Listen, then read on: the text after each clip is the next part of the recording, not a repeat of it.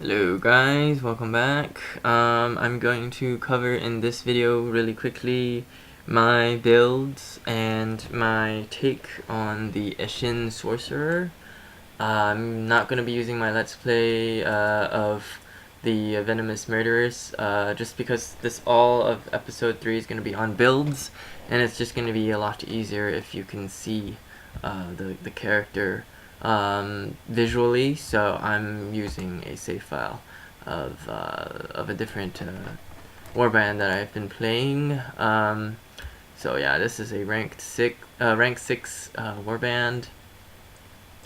Basically, I have all the units unlocked. I have the ogre, I have the sorcerer, I have everything unlocked.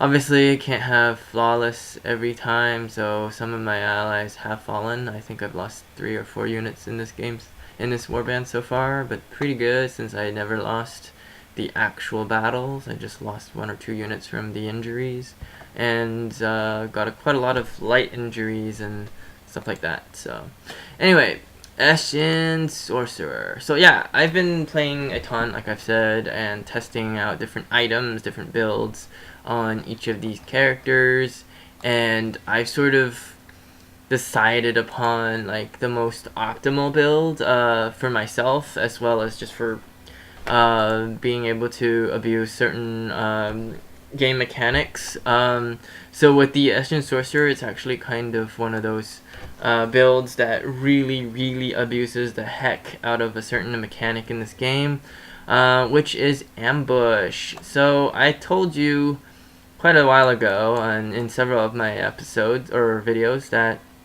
I like to run my Eshin Sorcerer as a scout. It is a scout, and in fact I use it to poke around and scout things, but I would say scouting is a light way of putting it. It's actually quite troll if you build it this way. It's its own little combo, and it is annoying as all hell to deal with for the enemy. So let's begin. What do I get first? Well, it starts off with guidance, so you can use this to remove stupidity on your impressive. Not something I'm gonna be focusing on in this build, actually. Warp Resonance also it just gives you spell damage increase after you gather a word stone. Also not something I'm focusing on this particular video. I will show you the spells and what spells I do on this guy at the end, but this is mostly a video on Eshin Sorcerer's skills, as I consider the spells. I'll go over the spells at the very end. So first, I start off with Concealment instead of getting like Sidestep or Avoid or anything like that. Concealment is the #1 thing to start off with on the Eshin Sorcerer, I believe, because rarely do you want this dude ever to go in melee range with the enemy units. He starts off extremely squishy. He's really easy to kill. He's hard to level as well because of the fact that he starts off with a staff and have low dodge and health, and usually by the time you get this guy, your warband's going to be pretty well leveled, and unless you have the gold saved up for a mercenary version of this that is already level 1 or 2. The level 0 Eshin Sorcerer starts off with 100 and something, like 106 HP or health wounds, and that is absolutely low and very squishy, and I think starts off with around 35 or 40% dodge, so pretty darn hard to level this guy, especially since he doesn't really start off with any spells that deal any damage, so he can't really get kills to get more XP. So you're keeping him out of melee range in the beginning, and you want something like Concealment to be able to resist ranged attacks, because that's where most of the damage that he's going to be taking will come from. If you position him well, it's only going to be mostly enemy range units hitting him.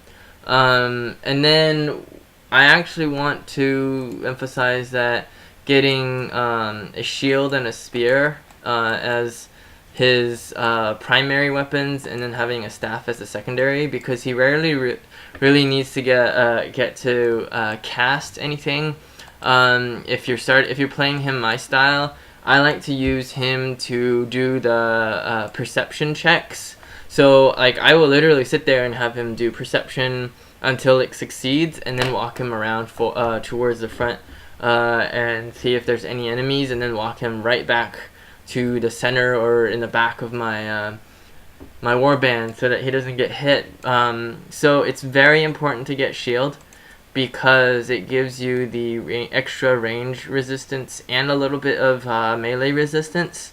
It's actually quite significant, because this plus the range resistance that you'll get on Concealment right away will put him at a 25% range resist. So he's already very, very hard to get hit by ranged units. And then later on, you'll see why this is actually absolutely troll. So I get Concealment, but if you're gonna go this build really and commit really hard, another good starting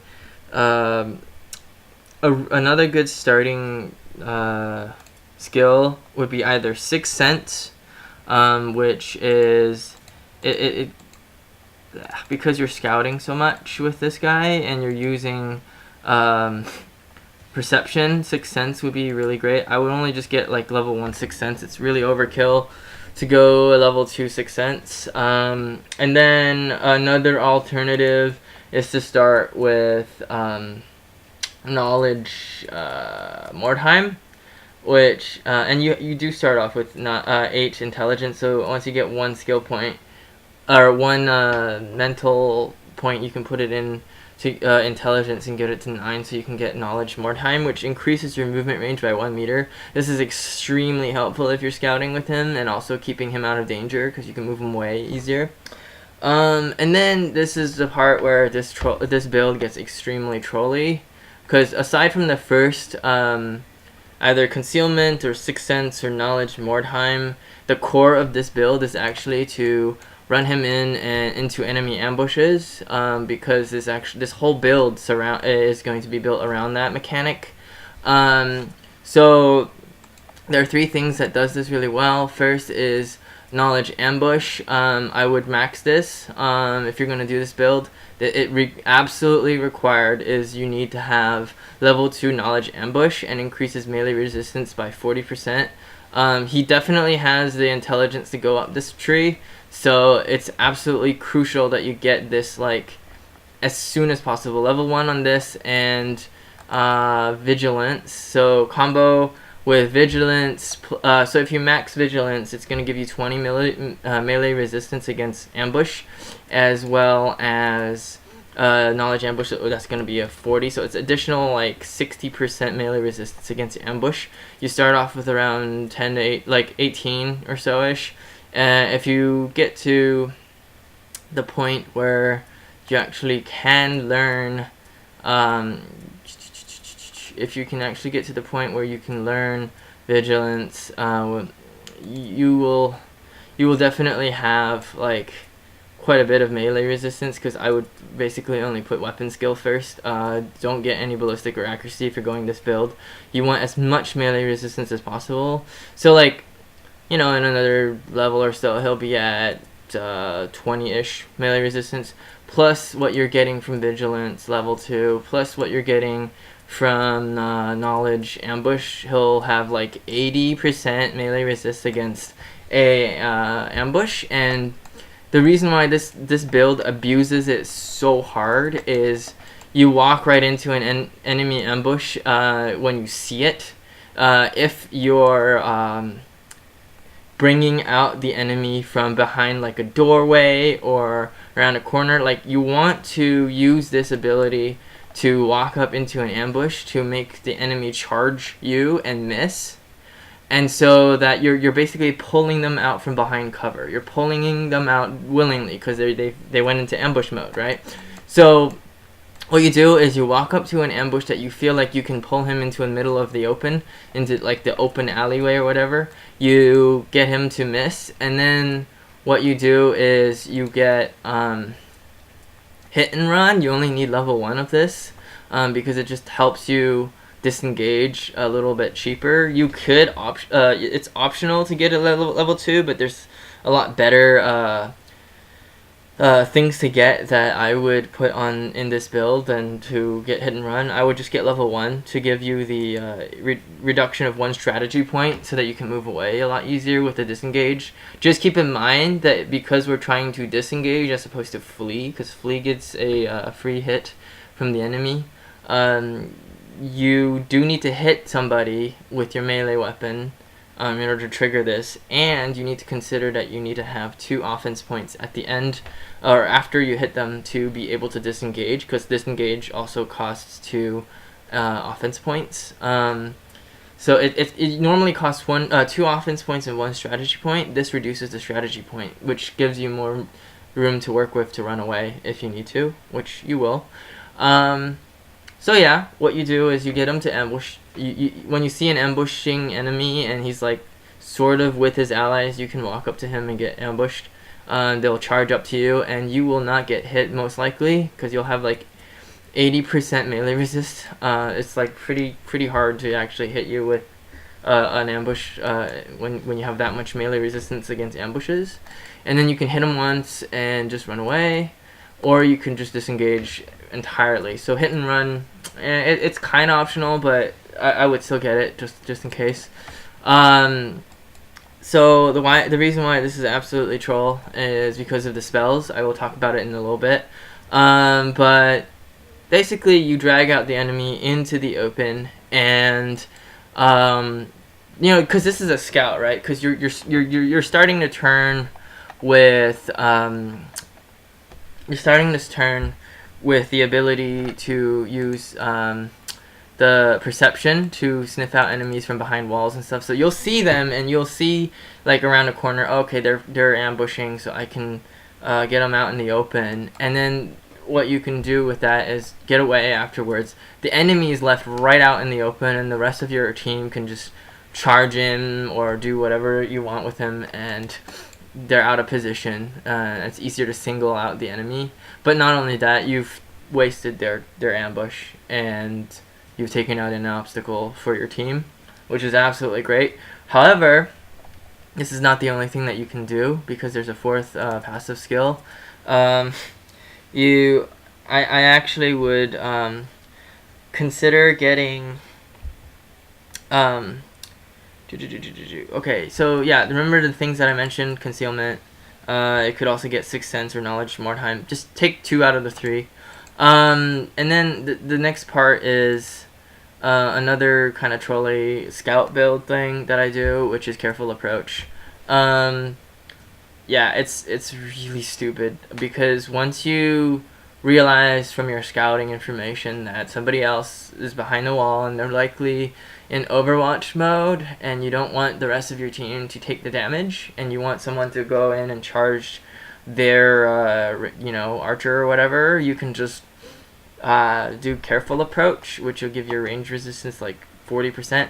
On top of the fact that you have a shield, which later on upgrades your range resistance also a ridiculous amount. You'll be basically walking right into enemy Overwatch and making them miss, and then you can walk back and let your team go in and charge the archer without having any of your units take any damage. Basically, you're just breaking and destroying any Overwatch, any ambush with this scout, and scouting where they are.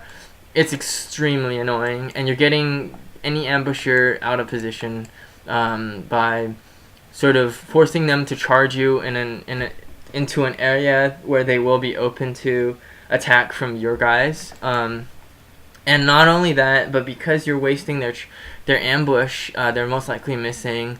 That's 1 extra attack that your team member, your ally warband Skaven is not going to be taking that damage. They're not going to get ambushed. So it's, you're reducing 1 attack from taking that advantage away from them. And then finally, because they're ambushing, they are not going to be sidestepping. They're not going to be wall of stealing. And most likely, they're only, like, even if they have onslaught, or even if they have Onslaught to give them that one extra parry chance, or if they have Prowl to give them that extra dodge chance, you could literally use this guy and hit him once. So even if it doesn't hit them, right, you proc their dodge, so they're not dodging anymore, or they're not parrying anymore, and you've already killed their ambush off with your, insane trolly, anti-ambush, knowledge, ambush,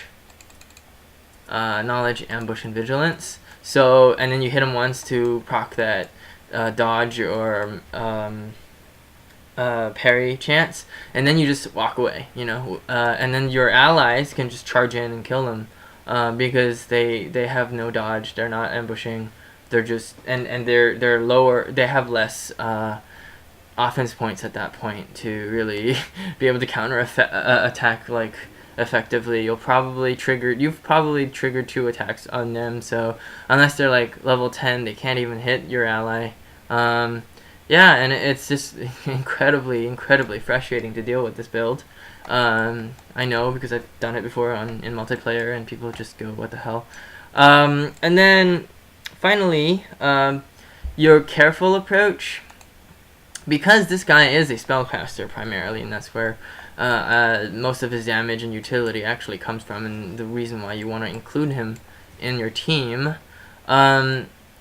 He doesn't need to deal damage close range, right? Like this spear, the only reason why I actually equip the spear is because on all spears you get passive way to bypass dodge chance and parry.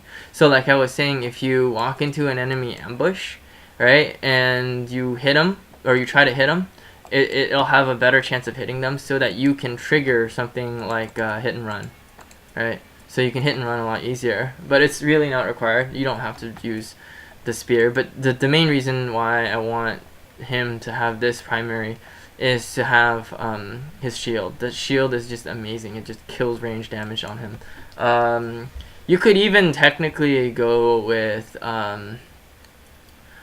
you could even, instead of getting Concealment in the beginning, you could even consider getting Shield Specialist and give him a little bit more melee resist when you're doing this sort of scout troll thing, where you get more resist and parry chance. It's just it's hilarious when you stack melee resist on this guy against ambushes.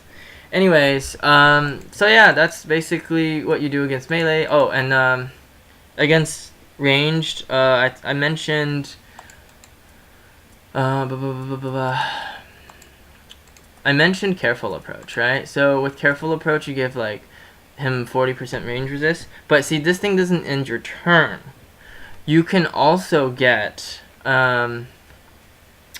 Deft stance, which makes you even more troll. It gives you, it's another active that gives you 30% range resist with max. I absolutely recommend it, because most teams, because if you play this kid right, like even if the enemy charges you with melee, you can just hit and run every single time, or you can just disengage, just choose to never be in melee. And the only thing that can hit you is enemies, spells, and ranged. And because you're a mage, you don't really care about spells. You're going to be trying to get your intelligence up really high anyway. So you're going to put some, like, get enough alertness to max out this build. I actually think it might even be best to go like 15 alertness. You can look down below for the links to my page on all the forums, where I have the information for the build, the full build. But yeah, basically you can go into Deft stance after careful approach and get incredible amount of range resistance, so that if like 5 or 6 archers are trying to shoot you down, your Eshin Sorcerer will just laugh at them and say, arrows? What arrows? I don't feel any arrows. And then to the point of why this thing is absolutely troll, you go to the spells, and I'll go over the spells. So the number one thing that makes this thing super scary is the fact that you have this thing called Warp Mists. I absolutely would recommend getting Warp Mists if you're going to go this build, because of just how stupid it is. Remember how I was saying you can get somebody to charge you with ambush? Well, the idea is you can actually get multiple people to charge you, because if they are in like a straight line, right, and they have like 4 or 5 people, or like just maybe 2 people, okay, with charge, with ambush on, right? Because you can already make them charge you and not take damage from their ambush. What you do is you just cast Warp Mist somewhere in front of them, right? You know, in between them and you, or just right in front of where you're going. Like if you take one step into the Warp Mist, you would get charged. It's okay if you step into your own Warp Mist. Like honestly, it's not that bad. But what's hilarious is that you can place a warp mist right where you want them to end up, and then you move right where you can get them to charge into the warp mist. So you set up with the warp mist, then you let them charge you, and you take like no damage, and they're inside the warp mist, right? And then what you do is you step away, or you know, use your hit and run to get away. And then when your allies charge them, they're gonna your other units are gonna be outside of the mists, but they're gonna be engaging the enemy on the edges of the mist, and the enemy's gonna be stuck inside the mist while engaged to your units. They're gonna have to fight within the warp mists for several turns. Okay, this is why it's so ridiculous, because if you max your warp mist, right, you lower their poison resistance. And they initially moving into the mist, they take damage, and then they also get a debuff that if they try to leave the warp mist area, they get a debuff that damages them over several turns. And this combo right here is great also if you consider using Blessed with Filth. And you can step, because once you've stepped away, your allies is there next to the charge, next to the poison. You can put a poison stack on your ally so that they can hit them for poison damage. And then within your skill build, the open slot could be used as a poison expert. So your attack, skills, and spells all bypass like 20% or 40%. Poison resist. That would be the poison sorcerer build, and the true poison expert build that I think you just have to go for that knowledge, ambush, and vigilance combo. It's stupid. It's just stupid. You set up the warp mist, and then you go up to them and have them charge into it because they're ambushing you.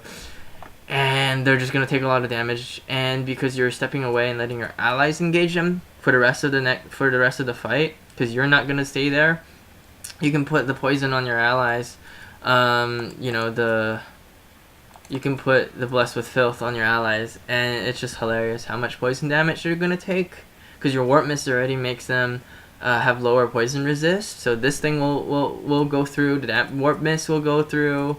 And then if your allies use Weeping Blades, like, that's even more poison damage.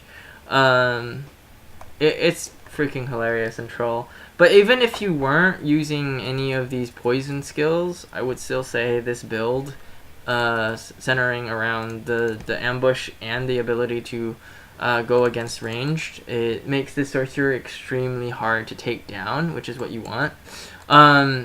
Alternatively, if you're not going for the poison route, which actually is just a fun little build that I made, mostly for just sheer amount of damage that it does over time.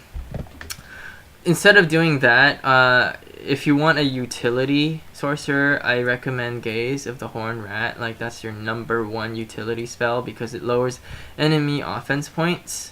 And then because you're trying to set up for a kill, after you do the ambush combo, what you want to do is step back if you have enough offense points to do a Sorcerer's Curse. This thing shreds armor absorption. It lowers their dodge and parry chances by a large amount. You know, like at level 2 it does 30% lowering it. So you know, if they had like 90% dodge and suddenly they have 60% dodge, or if they had like 60% dodge, now they only have 30% dodge. You're just wrecking them. If they have really high amount of armor absorption, then well, say goodbye to your armor absorption, right? So yeah, I would get Sorcerer's Curse. If you're not going the poison route, go Sorcerer's Curse, Gaze of the Horn Rat, because this is an AoE. And then it's a choice between Enshrouding Mist, because Enshrouding Mist gives your allies range resistance and reduces enemies' melee resistance. It's one of the best. It's one of the best abilities to use if you know, get the ambush off, or you know, get them to ambush you so that you don't get hit. And then you cast Enshrouding Mist right over yourself and everything around you, and then your allies charge in and do the surround. It's also a really incredible good strategy. But I would say this is a maybe, because not everything has an incredible amount of melee resist. If they are going that, you should have other things on your team that like shred melee resist, like for example Insult, Kidney Strike, as well as Quick Incision. Those things I think are bread and butter on some of the other units. So this is a little bit situational. I would get it if you're expecting, like, if you just want to be able to shut down enemy range, period, get this. Even level 1 is making it incredibly hard for enemies to shoot your allies inside this mist. But it's a little bit more situational. What I would get instead is Warp Lightning and like level this up, because this is like your main bread and butter damage spell. I would get this even on the poison one, on the poison build. Actually, especially on the poison build, because if they're not ambushing you, level 2 Warp Lightning has up to 20 meters, so everything within like 20 meters in a huge fat column of 2 meters wide will take damage, and this damage is based off of your intelligence. So the more intelligence you have, the more damage you do, and because of his passive, which he comes with, if you gathered a word stone and did that, it's 15% more spell damage. So just think about it. Basically, you're like Star Wars Emperor, like dark side of the Force. You're just Force Lightning everybody at 20 meters away. Like you could. This is like a really, really long range spell. And yeah, it's. I think it's wonderful. I think you should get it. Especially like any of the Sorcerer build, you should pretty much consider getting Warp Lightning. Just keep in mind that you don't get that many spell points on the Eshin Sorcerer, so you do definitely want some sort of bread and butter damage, or else he's kind of just a utility spell mage. And nothing wrong with utility, but there are just 3 utility spells in my opinion. There's Gaze, which is almost a must-have. Sorcerer's Curse, the best utility spell there is, I think, for the setup that I have, which is, you know, baiting the ambush. And then Enshrouding Mist, it's a little bit more situational, but still very useful. It is a AoE, but yeah, it's a little bit less of a spell in my opinion than this. Sorcerer's Curse is just fantastic. And Warp Mist and Blessed with Filth, I think they combo. You don't want to get one without the other. Blessed with Filth is great, but you know the enemies still have poison resist. So with Warp Mist, you're baiting their ambusher into a Warp Mist that they'll take damage right away because they'll charge in to ambush you. And then the poison resist penalty, their poison resist is going to take a huge penalty, and then you know and then you step away with hit and run, and you know, and then you do the Blessed with Filth on your like hero, like you're on your leader or something like that. It's just ridiculous. But yeah, basically a very great unit. Definitely not relegated to just babysitting your impressive. In fact, still very, very, very, very useful on a team without an impressive. As you can see in my warband setup right now, I actually don't run the Impressive. I think the Impressive is kind of dumb, especially considering I have 2 Black Skaven that does a lot more damage and can surround enemies a lot more efficiently, especially because I actually run Demoralize on some of my characters. So you want more units to surround enemies with and demoralize the crap out of them. I will go over that in the next video. So thank you for watching my channel. The next video will be about henchmen. It'll be about Warp Guard builds and Verminkin and why I think they are extremely fun if you know how to build them right, and how they are actually extremely tanky and hard to deal with, and contrary to popular belief, I think Skavens are extremely hard to kill if you know how to play them, and you know, I've spent the time to learn it. So yep, thank you for watching, guys, and I will see you guys next time.